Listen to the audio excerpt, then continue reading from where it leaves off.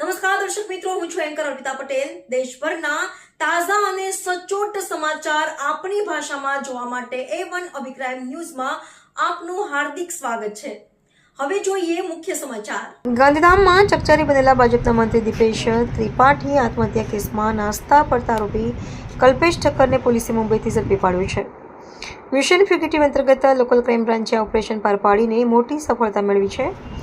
પૂર્વ કચ્છ પોલીસના મિશન ફ્યુગેટિવ અભિયાન હેઠળ આદિપુર પોલીસ સ્ટેશનમાં નોંધાયેલ આત્મહત્યાના ગંભીર કેસમાં સંડોવાયેલા આરોપી કલ્પેશ મુલજીભાઈ ઠક્કરને પોલીસે મુંબઈ ખાતેથી પકડી પાડ્યો છે।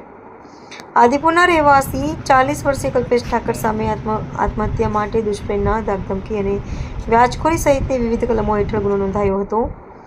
ગુનો કર્યા બાદ તે ફરાર હતો। પોલીસ ઇન્સ્પેક્ટર GM વાળા અને AMC વાળાની આગેવાનીમાં LCBની ટીમે બાતમીના આધારે મુંબઈમાં સર્ચ ઓપરેશન હાથ ધરીને આરોપીને દબોચી લીધો હતો।